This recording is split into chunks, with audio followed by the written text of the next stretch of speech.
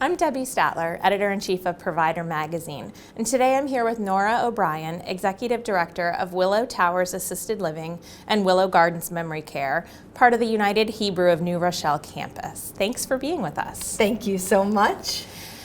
How did you get involved in a career in long-term care? What was the beginning? So the very beginning for me, it's a long story. I was 9 years old and I watched a made-for-TV movie about a girl who was hit by a car. And she went to this facility and there was this very tough man with her and he forced her to get out of bed, to do exercises. At the end of the movie, I turned to my grandparents and said, whatever that is, I'm going to be that when I grow up. And I became a physical therapist. And I've loved being a physical therapist. And one day, one of my mentors said to me, "What's next, Nora?" And I said, "I'm the director of rehabilitation. I think I'm where I should be." And she turned to me and says who?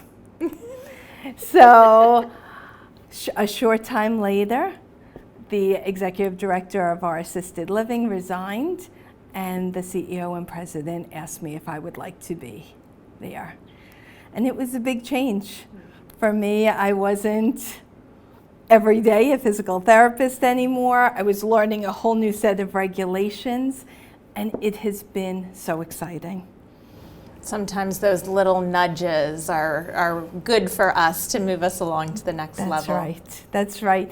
And I love assisted living. I think every day you learn something new and you interact with so many people, the residents, the families, and the staff. Absolutely. Well, what are some of the challenges for assisted living providers today? And then on the flip side, what are some of the opportunities? Right. Challenges, I think no matter who you asked across the continuum, everyone would say the workforce challenge. We are struggling. It is so difficult to make sure we have not just staff, but the right staff for our clients. Definitely we're seeing increased regulations at the state level, but there's some discussion about on the federal level as well. And definitely from my perspective, it is the rising acuity of our residents. Workforce. You mentioned it. It is just the topic to be talked about, and it is such a challenge for everyone. What are you seeing now in terms of workforce issues for assisted living providers? You mentioned finding the right staff. That's right. So for us, I think in the beginning, many people were just coming from skilled nursing and going into assisted living. I know on the United Hebrew campus, we've tried very hard to work with our local universities, really trying to show them that long-term care can be a wonderful career. For me, I was raised by my grandparents, so I've always had an affinity for our seniors, and a lot of the students we speak to say a similar thing. We want to bring them in, and we want them to care about where they are. Absolutely. The family connection, I find, is common amongst a lot of folks that work in the long-term care industry. Well, in the skilled nursing side, there's a lot of talk about a minimum staffing rule. How would that play out in the assisted living community? We all want excellent staffing, all of us, whether in skilled nursing or assisted living, but to create these mandates at a time when we are struggling to fill our staffing requirements, it's just unreasonable.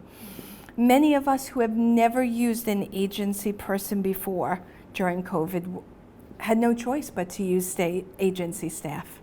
Yes, absolutely. It's a refrain that we've heard from a lot of providers, so you're not alone in that struggle.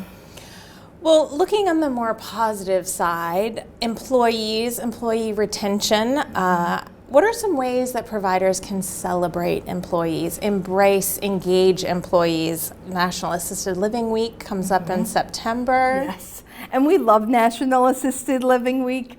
We always have a party for our residents. We do something special for our staff. But if I'm looking at how to retain employees, I think that the most important thing we can do is right from the beginning, set the stage, have excellent onboarding, and make sure it's excellent across all departments. Sometimes there are certain departments that do a better job of onboarding than others. So what we've done is we've taken the person who is the best at it and given her the opportunity to train the other leaders. We have to train our managers. Sometimes we're promoted because we're the best in that department, but if we don't give our staff the education to be the best managers that they can be, we're setting ourselves up for failure. And the most important thing to do is really acknowledge the staff that we have. It's very hard. Sometimes the bulk of your day is hearing what you're not doing as well as someone would like you to do. So it's important for leadership to continually see our staff and acknowledge all of the amazing things that they do every day. Absolutely. Amazing every day. I couldn't sum it up better. Well, thank you for spending some time with us. Thank you so much, Debbie.